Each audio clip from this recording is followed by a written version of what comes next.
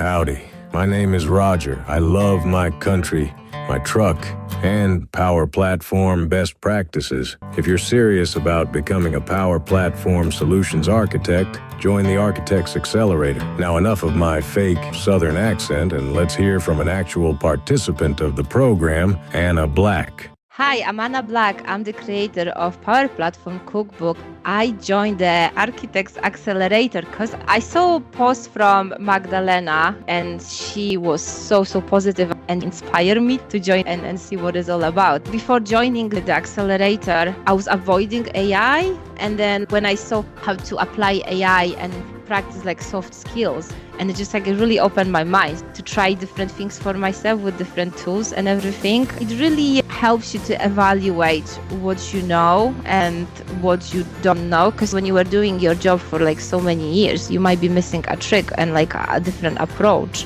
So it really helped me to look at the problems from a different angle. And it was really great to meet with people and be like a part of another community and exchange ideas and so on. So yeah, lots of benefits that did change my life. So thank you. The link is in the show notes, or go to untethered365.com to learn more. Hello everyone and welcome to the Sprint Zero podcast. My name is John Russell and I'm here with my co-partner in crime, Mike Gowland. Hello, John. Hey! There's another person that could do that. I can't find what's that? It's not a person who can do it. Well, okay, so our guest today is Sunil Kumar, a highly experienced professional in the Power Platform space. Sunil is a Power Platform trainer and consultant with a wealth of knowledge spanning AI prompts, AI builder, co-pilots, licensing, Power Apps delegation and solution deployments. You name it, he knows it. With a passion for empowering others through technology, Sunil has been a guiding force for many in mastering the intricacies of the Power Platform. Welcome to the podcast, Sunil. How are you? You good? I'm doing absolutely phenomenal. Thank you so much, John and Mike, for having me here. It's our pleasure. Yeah, it's really nice to have you here. And like I said before, sorry for the ongoing delays. I think there was a bit of you rescheduling, a bit of us rescheduling, but we're here now. We are, yes. Yeah. We are all in this crime. Yeah, we are. So, Sunil, let's go right into it. Can you give us a bit of an intro as to who you are and what you do and how you've got into the Power Platform space? Oh, definitely. First thing first, let me say who am I? Though this is a very deep question, I'll still try and go superficially, saying that I am Sunil Kumar, also known as Power Trainer, a bit of a self-proclaimed trainer and a guru. I take pride in saying that I have been an early adopter of Power Platform from the time Microsoft has launched.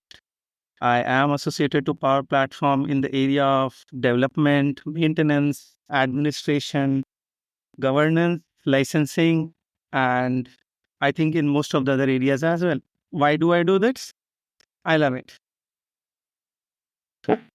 Yeah. Most importantly, I like exploring the unexplored, be it something new or something old which has been forgotten and not at all on the surface as of now, which actually gives me a kick. nice. And I know you've been. We've seen you on. I think you've been on Sarah Jones's VRT, haven't you, a couple of times? And I know you've talked about AI prompts and AI builder for quite a long time now. Can you share like a memorable moment where either of those has solved a particular tricky problem for one of your clients? Yes, you are absolutely right. I have been on Sarah's VRT couple of times, and next week I'm gonna go there for the third time. They say third time is the charm. So nice. Catching up with me. I think I've been on it 3 times, maybe. Yeah. I'm gonna be your competitor now. Yeah. Yeah. The VRT hat trick. VRT hat trick, definitely it is. Okay, so how do I get started? Like, how did I started with the AI prompts? Right? It's an interesting story actually. Back in the day in 2023, end of 2023, one of my client came up with a requirement where they wanted to infuse AI with the Power Apps. At that point in time, there was only one known way, which was using Azure OpenAI's APIs via Azure. That was one of the obvious way to do it, and I tried exploring it. I was aware of it, so I thought, let me try and simplify this. Let me see if something else could be there or not, whether it is within the Microsoft ecosystem or outside Microsoft Office 365, Microsoft Office ecosystem. I actually stumbled upon AI prompts, and that was a luck. That was a luck. It was like on a very raw stage at that point in time, but I still saw uh, a bit of accomplishment in there, and I was aware that this is gonna go big from Microsoft side because of the investment what Microsoft has been putting towards AI and the co-pilots. So that was the first time I stumbled upon AI prompts. It took a little bit of study from my side, a bit of research from my side. It was in preview at that point in time in most of the regions. So I went ahead, I tried incorporating it with Power Apps. Then I got to understand, okay, we can do it in Power Automate also. Again, I got to understand, okay, we can do it in Copilot Studio also. Then that was a hat trick for me. It was a perfect match at the right time. So that's how it happened. It's interesting because I don't know if anybody else shares my view on this, but the first time I saw the AI prompts in Power Platform, I kind of thought it was a little bit. This isn't really like the whole. I think I was used to doing things through OpenAI or OpenAI Studio, Azure OpenAI, sorry, not OpenAI Studio, but like having a lot more granularity in the configuration, and then looking at AI prompt, it was like, okay, so it's just giving me this like white box that I've just got to write something into, like as a sit dev or maker coming into this without any experience of using large language models. Like, what the hell am I supposed to do with this? I think that was like, for me, it was a bit sort of like, this is kind of like just there. But then actually, if you dive into it, it's got a lot more applications. It's just not like, it's not really advertised on the product what you can do with it. Yeah. I feel like that's a little bit like that for the prediction model. The prediction model out of the box. It's like you're trying to explain things to people and trying to make sure that it's, AI isn't this black box. But I feel like the prediction model is a little bit like that because you just feed it data and then it spits out stuff based on historical stuff, but you don't really know what's going on in the background. That's true. That's true. And that was actually one of my first VRT as well, a VRT showcase as well in July 2023. So that was interesting. I did a lot of preparation for that. Kept it very simple, intuitive to understand it. How a user can input something. What are different options are there, like the inbuilt ones from Microsoft out of box ones, and then how we can create a new one, custom one, and how we can use it. So that was like one of the biggest hit, I would say, and it's still going on. I have been talking about this for more than a year now, and I still see a lot of traction there. And so, have you used it in any kind of anger within client scenarios? Can you give us an example where like it was something that really solved a problem? It does actually. I have used it in multiple client projects as well, in multiple client scenarios. I'll give you one quick scenario.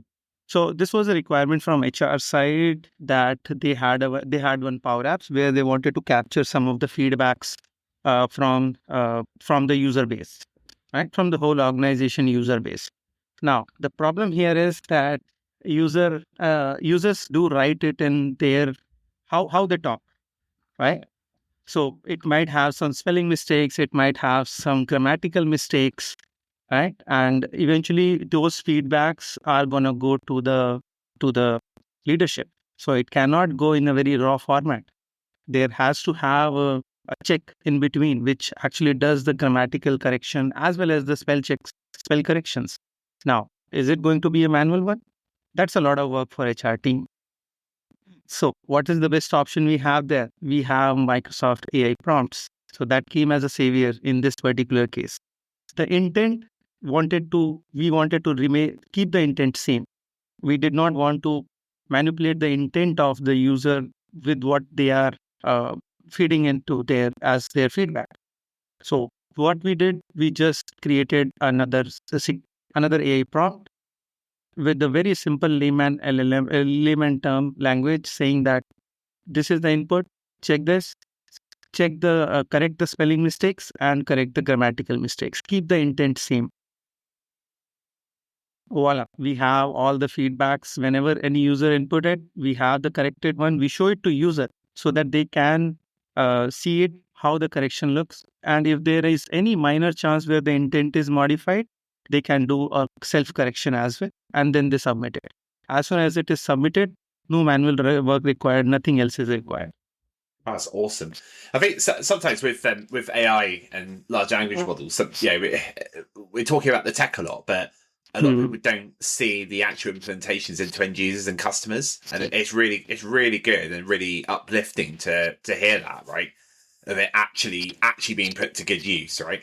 Yes, it does. It does help us in a lot of different scenarios also. There was one scenario, just to give you a little bit more. There was one scenario where we wanted to capture some of the information from a whole lot of a long text, be it city, be it places, be it names. We can do a configuration based on that.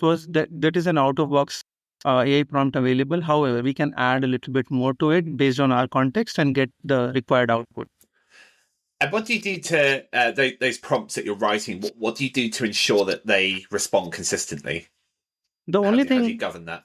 Yes, that's a very nice question. And I always talk about this as well, that we always need to keep monitoring the responses coming out from the AI prompts. Right? Sometimes the basically what happens is the AI prompt also takes a back seat when there is a lot of information getting added minute by minute to the whole internet as a database. Right? So there has to be a proper check always to see the output is relevant to us. And one of the most important thing is to provide a certain context to the query always. Unless they have the context, it's a wild west. You might get a response from anywhere on the internet.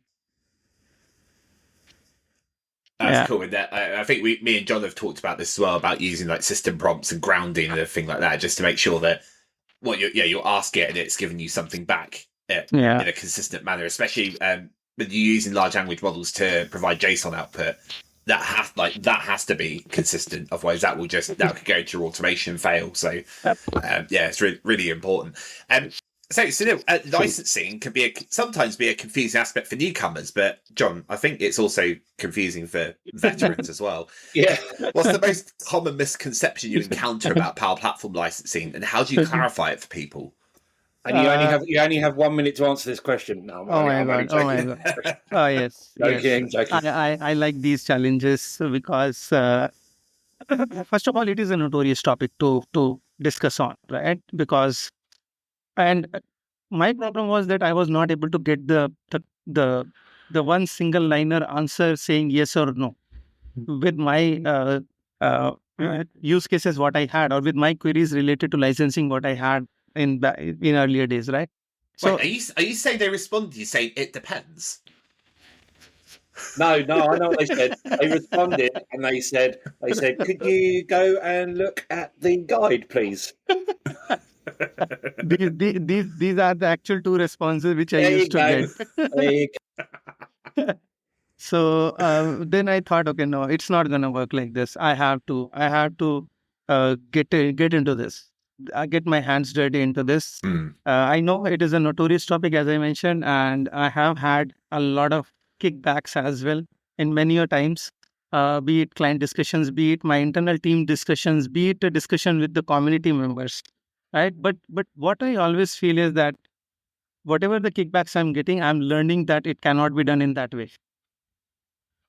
So what's the best way to do it? Then I start my journey from there. Or if I have something in the background that gets add on to my research. Yeah. Right? So you're saying you're kind of with every licensing question because it could be different and unique Hmm. each time. You're learning something new, basically. Yeah. I am Yeah. learning Nice. something new, and at least from my side, whenever I get a query regarding licenses, I do not want to say it depends or can you please look into the guide, because if it again it remains the same story if I do the same. So I want to change that, at least from my side, whatever the little contribution I can do to the community. Yeah. So I know where I'm going to send people if they've got licensing questions. We've got a third option now, Mike. We do. So there's so basically, what you're trying to say is like because it is so unique, you're literally starting from scratch each time and just putting in the research from scratch. Every Obviously, other time. there's things that you already know. Like there must be like some things about licensing that are consistent, right? But then there's like other nuances. I know Power Pages can be one, and AI Builder's another one with tokens, everything like that. So you literally just Oh my God.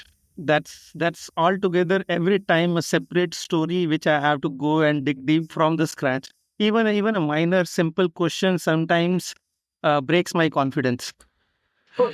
do you think the licensing model has to change? That's a visual thinking. Or do you think it's complicated on purpose? I think it's complicated on purpose. I have a lot of friends in Microsoft, so at least I cannot say this. You can say no comment. It's fine. Anyway. No Yeah, comments. I was just thinking. I reckon what you could do in a like a live session. I mean, it's quite out there and quite it would be quite full on. But maybe you could ask someone in the audience, "Give me a licensing question." Why do we have to wait for a live session? Oh, he's doing it now. Dun, dun, dun, dun, dun, dun. Welcome to I'm always licensing. No, we can't do that. There are going to be only two outcomes out of that. Either It I can depends. explain it, or I would have to go back to my books and learn it. Yeah. Good man. So, Sunil, I know you do quite a lot of community stuff. I've seen you on a few things, heard you on a few things. Mhm. And what drives and motivates you to help others in the Power Platform community? It's not just me. I'll take liberty to speak on maximum of the community engagements or engagers or the arrangers from that front. I take the liberty to say on behalf of them as well. At the end of the day, the satisfaction which it gives, right? No one is proving to anyone. Let's be straightforward about that, right? There is nothing to be proven about. So it's all the satisfaction, and somewhere whoever is engaged in the community to entertain these queries from the larger set of the community members, they have one common thing, which is whatever they learn, they want to share it. Now, before sharing it, there is a very big step, which is to research about that to the very depth of it, because the whatever the 10 things they have researched, they are only doing it because they want to be correct for the one single time. Okay, that's interesting. Yeah. Right. So not all the 10 things are going to be shared upfront to the members, but there is only one thing which they want to share. For that one thing to be 100% correct from their side, they have to do a lot of other research, which goes in the background. So it takes a lot of time, it takes a lot of effort, it takes a lot of personal time as well, I would say. Yeah, and I think there's a lot of niches within the Power Platform, right? That you can go really deep into and really make a kind of, a solid speaking engagement kind of. Well, I'd say career. Career is probably not the right word, but you could really talk about that for a long time. But I think the bit that I found difficult is trying to work out what my niche is. And I still haven't worked it out yet.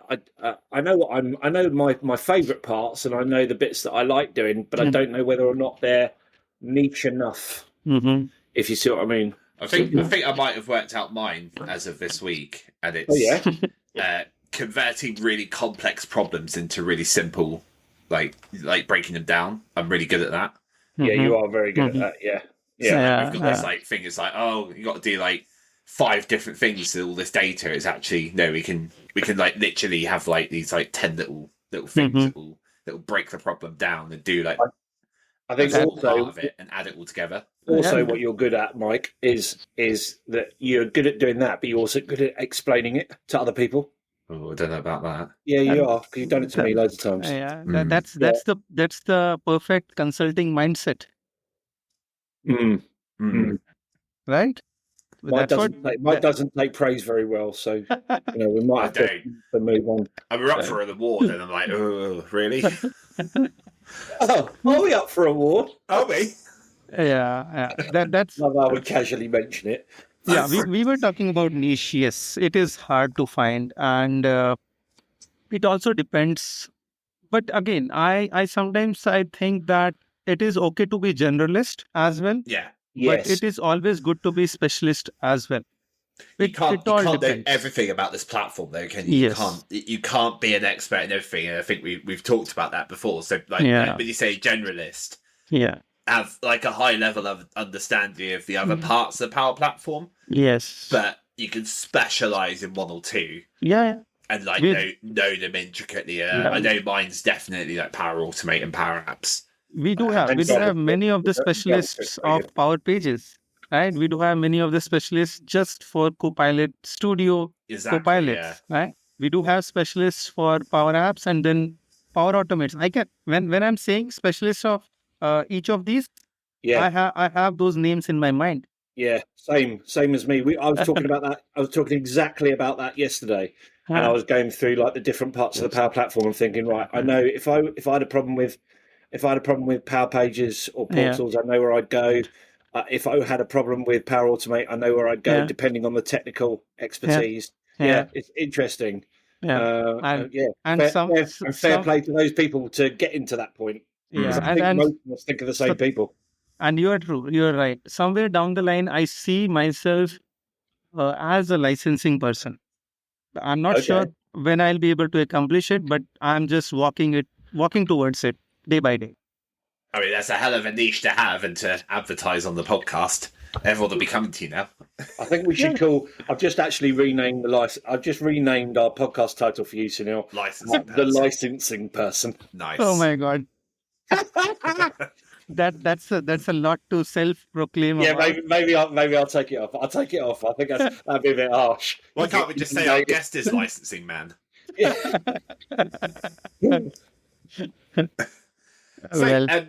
So we have a section on this podcast. It happens every week, and it's called Uncomfortable Corner.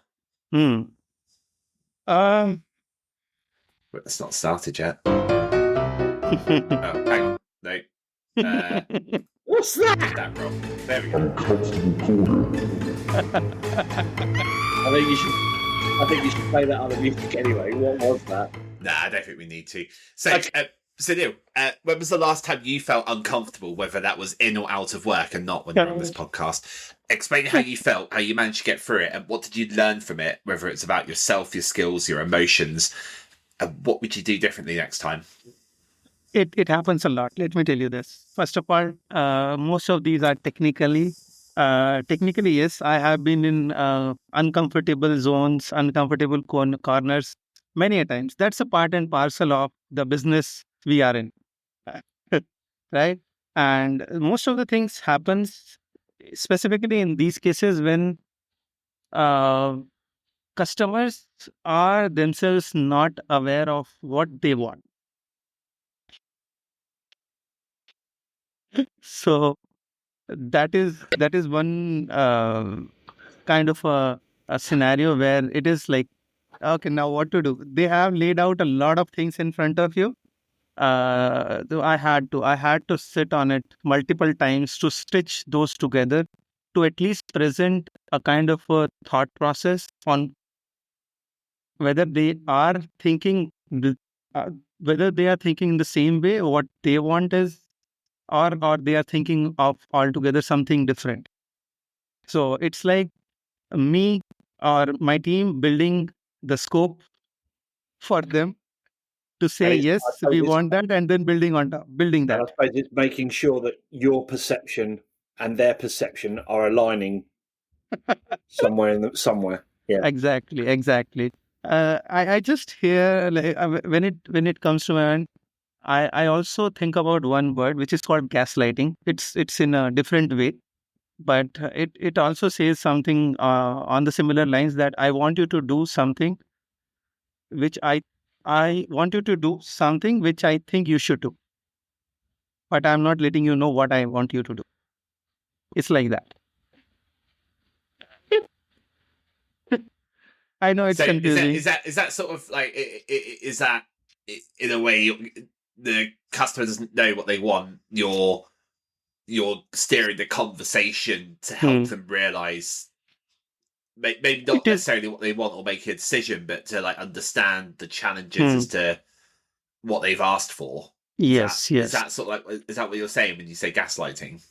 Eh, when I say gaslighting, I don't want to take that the negative perception No, of it into yeah. this, right? It's all in a positive way, but this is Yeah. also equally good for us as when it comes to the business or a consulting mindset, right? Because Yeah. sometimes because we have been exploring the use cases which a business goes through, clients goes through on day basis, right? So sometimes it's always good for us also to pitch in something which is good as a Yeah. process, right? Which client is not aware of it till now, or there could be minor changes here and there, which could be a win-win situation for both of us. It reminds me of a book which we've talked about endless times on here, John. Getting Naked, and it's You read that book, actually like almost like saying something outlandish and stupid as well, Yes. and not being afraid to do that.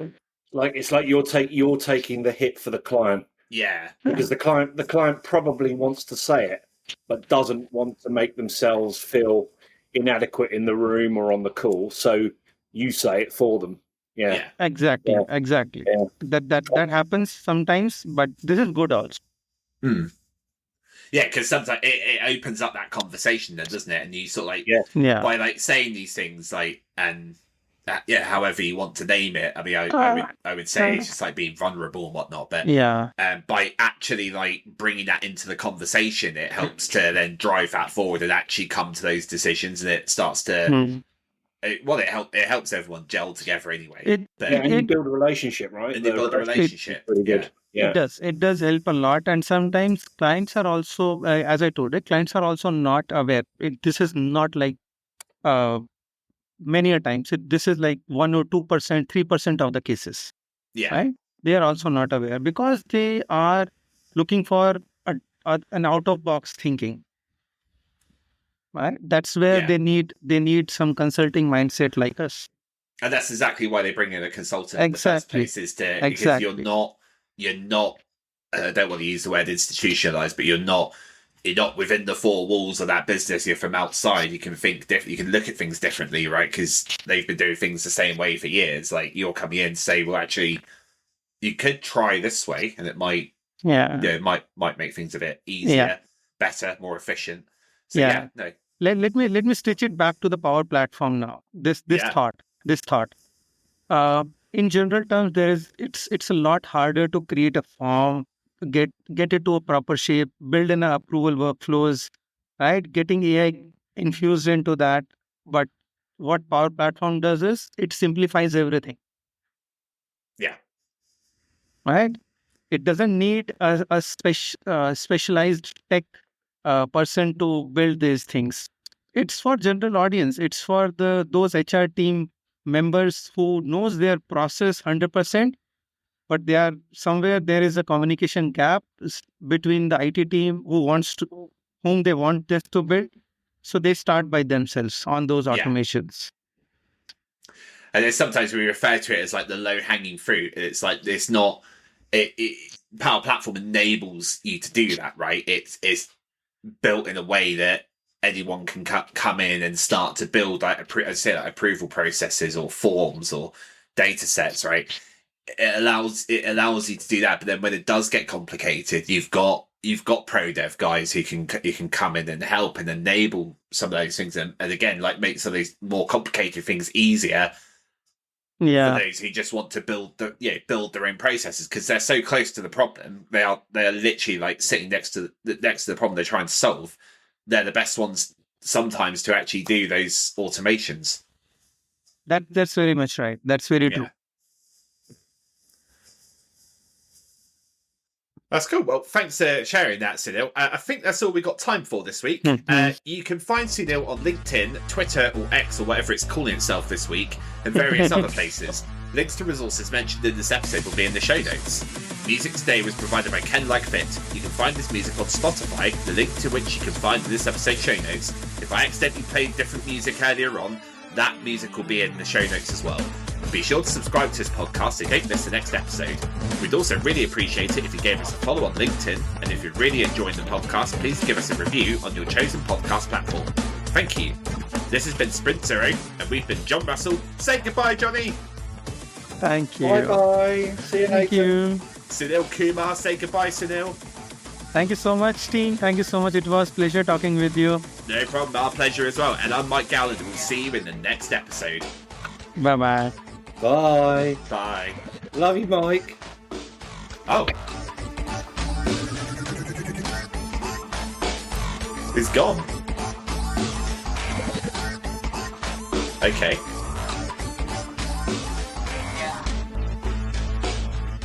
See you later, Sunil. It literally ducked the love you.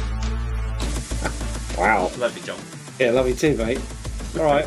Have a good one. I'm Sean. I run the Architects Accelerator. It's an 8-week training program to help you become a solutions architect. Now, I'm not going to sit here and tell you how awesome it is. We're just going to hear from previous participants. My name's Mike Colling. My name is Sander. Hi, I'm Danielle. Hi, I'm Luke. Hi, I'm Callum. I work as a senior functional consultant. I signed up for this because it sounded something that I hadn't seen anywhere else. And that's what I liked about this course, is that we were focusing about taking the right requirement and proposing to the customer the right solution. It's showing how to use the whole platform and how to build better solutions that could last a long time. I don't have a background in software. And given that it's changing so fast every single day, I needed a guided way of learning. If the solution architect is the direction I want to go, I have taken something from every day of those classes and have applied them to my work. Found it really useful and really enjoyed it. Use promo code SPRINT0 to get $50 off.